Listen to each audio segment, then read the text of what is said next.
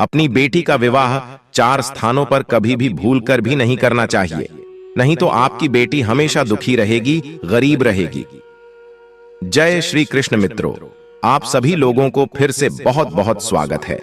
आज फिर से आप सभी लोगों के सामने एक बहुत ही ज्ञानवर्धक और प्रेरणादायक प्रसंग लेकर के हाजिर हुए हैं। आज की इस वीडियो में इस प्रसंग में आप लोगों को पता चलेगा कि कौन से स्थानों में भूल करके भी आपको अपनी बिटिया की शादी नहीं करनी चाहिए।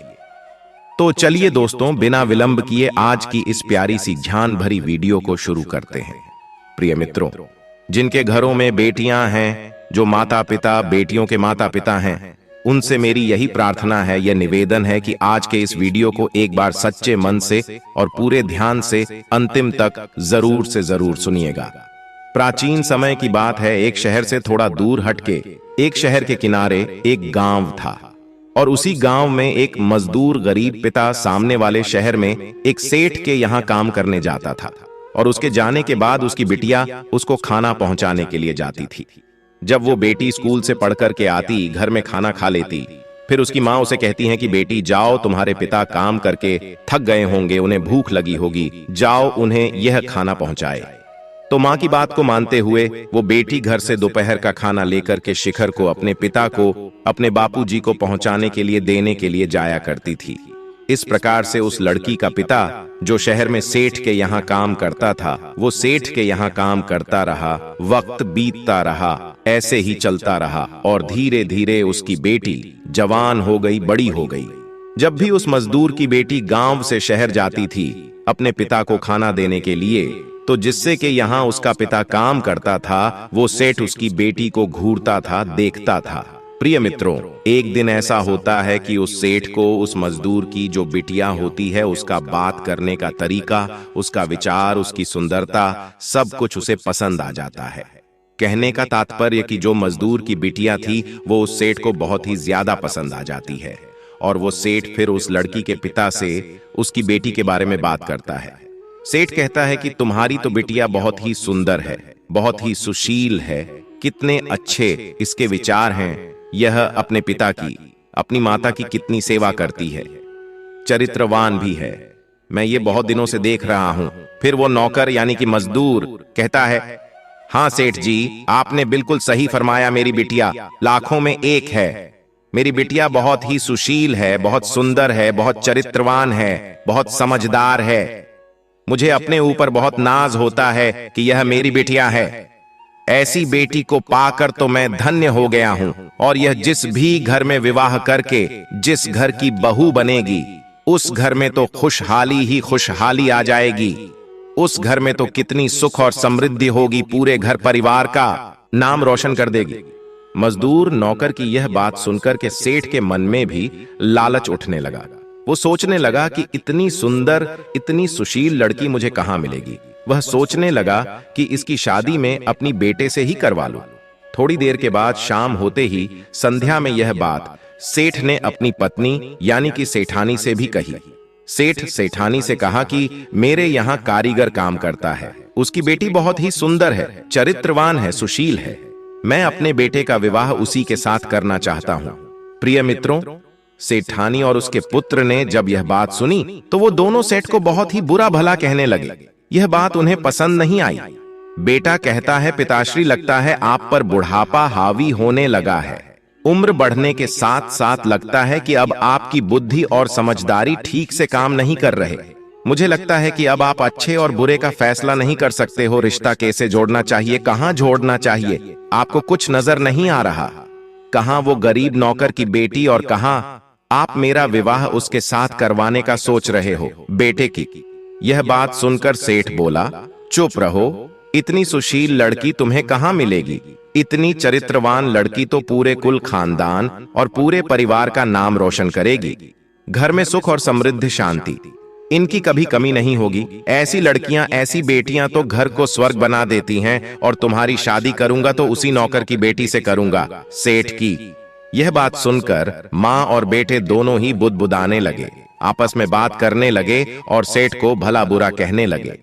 लेकिन प्रिय मित्रों, सेठ ने भी किसी की नहीं सुनी और दोनों का विवाह के लिए वो एकदम से तैयार हो गया। सेठ ने विवाह तय कर दिया। विवाह की तारीख भी एकदम तय हो गई। तब उस गरीब पिता को चिंता सताने लगा। वो गरीब पिता सोचने लगा कि वो इतने बड़े सेठ हैं, मैं कैसे उनकी खुशामद कर पाऊंगा, मैं कैसे उन्हें संतुष्ट कर पाऊंगा। फिर सेठ जी ने उस गरीब किसान को, उस गरीब नौकर को चुपके से पैसे भेजा और कहा कि तुम बारातियों का इसी पैसे से उनकी खातिरदारी कर देना। कहते हैं ना कि बेटी वालों से धन संपत्ति लेकर के कोई भी अमीर नहीं बन सकता। अमीर और धनवान तो कोई सिर्फ अपनी मेहनत और अपनी कमाई से ही बन सकता है।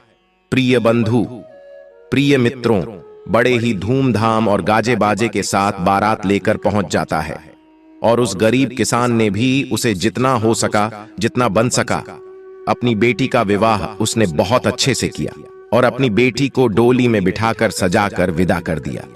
बेटी को डोली में विदा करते समय उसके गरीब पिता ने उसे कहा कि सुनो बेटी, चाहे कुछ भी हो जाए, मगर मेरी पगड़ी, मेरा माथा, मेरा सर कभी भी नीचा नहीं होना चाहिए। वहां जाकर के भी तुम हमारा नाम रोशन करना और अपने परिवार का भी नाम रोशन करना। इतना कहकर उस पिता ने अपनी बेटी को विदा कर दिया। सेठ खुशी खुशी अपनी बहू को अपने घर लेके आता है, मगर सास ने अपनी बहू का कोई भी सत्कार नहीं किया, कोई भी स्वागत नहीं किया। यूं ही बहू को घर में उतार लिया। बहू घर में रहने लगी। दिन बीतने लगा, लेकिन जो सास थी वो बहू को हमेशा बुरा भला कहते रहे, ताने मारती रही। उसकी सास उसके हर काम में गलतियां ही निकालती रहती थी। उसका जो पति था वो भी उसे कभी भी अच्छे तरीके से बात नहीं करता है, क्योंकि सेठ का पुत्र था, वो किसी और लड़की से प्रेम करता था।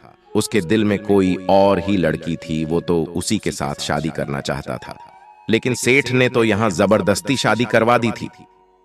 एक दिन वह अपनी मां से कहता है कि मां देखो, मैं इस लड़की को चाहता हूं, कितनी ही ज्यादा सुंदर है, एकदम हूर की परी है, इतनी सुंदर है कि जैसे मानो स्वर्ग से अप्सरा उतर आई हो। और सुनो मां, इसके पिता भी बहुत अमीर हैं, बहुत धन संपत्ति, दान दहेज हमें देंगे। मां राजी हो गई। फिर कहा कि बेटा, मगर तुम्हारे पिता के रहते हम तुम्हारी दूसरी शादी नहीं कर सकते।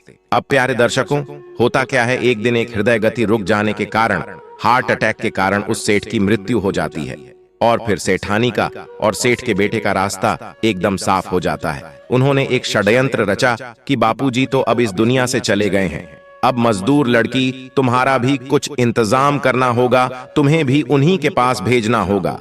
उसके बाद में सास ने अपनी बहू से प्यार करना शुरू कर दिया। बहुत अच्छी अच्छी और मीठी मीठी बातें उसे करने लगी। वहीं सास, जो पहले उसे देखना भी नहीं चाहती थी, सास के साथ साथ उसका पति भी उससे बहुत प्रेम करने लगा और बहुत ही उसकी इज्जत भी करने लगा। बहू को यह चीज, ये बात समझ में नहीं आई। वह गरीब की बिटिया, उसे कुछ समझ में नहीं आया। उसे लगने लगा कि हो सकता है कि समय बीतने के बाद उन्होंने उनको मेरी जो वैल्यू है वह समझ आ रही है, मेरा काम उन्हें पसंद आ रहा है, शायद उनकी आंखें खुल गई हूं। बहू यह नहीं समझ पाई कि उसके लिए जाल बुना जा रहा था। 10 दिन बीत जाते हैं, फिर उसकी सास उससे कहने लगी, बहू तुम यह बताओ, तुम्हें सबसे ज्यादा क्या पसंद है? तो बहू ने कहा, जी मुझे गाजर का हलवा बहुत पसंद है। सास ने कहा, अरे ये मैं बहुत अच्छा बनाती हूं। और प्यार दर्शकों, आज सास ने बहू के लिए गाजर का मीठा मीठा हलवा तैयार किया और उस गाजर के हलवे में उसने चुपके से जहर मिला दिया और बहू से कहने लगी, बहू मैंने तुम्हारे लिए बहुत ही प्यार से बनाया है, तुम भरपेट खा लेना। अब बेचारे वो सीधे साधे भोली भाली उस लड़की ने, उस बहू ने हलवा अपने सास के हाथ का बनाया हुआ बड़े ही चाव से खा लिया और जाकर के सो गई। प्यारे मित्रों, वो बहू, वह गरीब की बेटी अगले दिन सुबह उठी ही नहीं। उसके बाद उसके पिता को संदेश भेजा गया कि तुम्हारी बेटी ने जहर खा लिया है, हमें फंसाने के लिए, इसे आकर के ले जाओ। वो गरीब किसान जानता था, वो लड़की का पिता जानता था कि मेरी बिटियां ऐसा काम करने का तो कभी सोच ही नहीं सकती। सेठ जी, जो मेरी बेटी को अपनी बेटी बनाकर के लिए गए थे, वो तो अब इस दुनिया में रहे नहीं। हां, उनकी पत्नी और उसके बेटे को मेरी बिटिया पसंद नहीं थी। उन्होंने ही कुछ किया होगा, कोई साजिश, कोई षड्यंत्र किया होगा। प्रिय मित्रों, फिर वो किसान अपनी बेटी की शिकायत लिखकर, कंप्लेन लेकर के थाने में जाता है। मगर प्रिय मित्रों, आपने सुना है ना कि जिसकी लाठी उसकी भैंस, जिसके पास पैसा होता है, जिसके पास पावर होती है, लोग उसी की सुनते हैं। और यहां भी वही होता है। थाने वालों ने कह दिया कि तुम्हारी बेटी ने स्वयं जहर खाया है, यहां किसकी रिपोर्ट की जाएगी, चलो अब जाओ। यहां से रोते बिलखते बेटी के पिता ने अपनी बेटी का अंतिम संस्कार कर दिया। प्रिय मित्रों, कुछ दिनों के बाद सेठ के लड़के ने दान दहेज धन संपत्ति सब लेकर के फिर से नई शादी कर ली। प्रिय दर्शकों, कहते हैं ना, इस वीडियो में कुछ ऐसी बातें मैं आप लोगों को बताने जा रहा कि हर माता पिता को यहां विशेष ध्यान देना चाहिए कि इन 4 जगहों पर, इन 4 स्थानों पर भूल करके भी अपनी बेटी का विवाह नहीं करना चाहिए। पिता कन्यादान करते समय सबसे पहले ध्यान से सुन लें, समझ लें कि बेटी अगर ससुराल जाए तो वहां उसका मान सम्मान रहे हैं, उससे प्यार करने वाले लोग रहे हैं। अपने दामाद में, अपने होने वाले तमाम में वो सारे गुण, वो सारे स्वभाव देखें जो आपकी बेटी के लिए जरूरी है। देखें कि वो आपकी बिटिया के लायक है भी या नहीं, उसे चाहता है भी या नहीं। प्रिय मित्रों, नंबर 1, बहुत नजदीक, बहुत पास। अपनी बेटी का विवाह कभी भी बहुत नजदीक या बहुत पास में नहीं करना चाहिए। इससे रिश्तों में तुरंत कड़वाहट आ जाती है और एक दूसरे के प्रति सम्मान, परिवारों के बीच का सम्मान होता है, वो घटने लगता है। अनबन बनी रहती है। जो प्रेम होना चाहिए, जो प्यार सम्मान मिलना चाहिए, वो नहीं मिलता। क्योंकि अगर मायके में कुछ अच्छी चीज बनी है, माँ ने फोन कर दिया कि बेटी आज घर में बहुत स्वादिष्ट चीज बनी है तो जल्दी से आजा, और बेटी तुरंत आ जाती है। और याद रखना प्यारे मित्रों, बार बार मायके जाने से मान सम्मान आदर कम हो जाता है। भाभियां भी कहने लगी कि अरे जनाब, ये तो सामने ही रहती है, ये तो पास ही रहती है, रोज रोज उठाकर चली आती है। इससे आपके आत्मसम्मान को, मान मर्यादा को ठेस पहुंचती है। इसलिए बेटी का विवाह पास में, नजदीक में भूल करके भी नहीं करना चाहिए।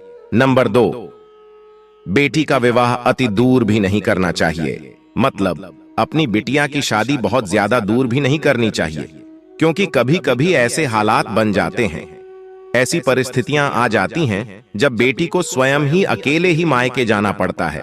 अब वो मायके को जा रही है, रास्ते में कोई ऐसी घटना हो जाए, अनहोनी हो जाए, 2 दिन लग रहे हैं, मायके जाने में ही बहुत तकलीफ होने लगती है, आने जाने में कितनी ज्यादा परेशानी होती है। इसीलिए बेटी का विवाह ज्यादा दूर भी नहीं करनी चाहिए।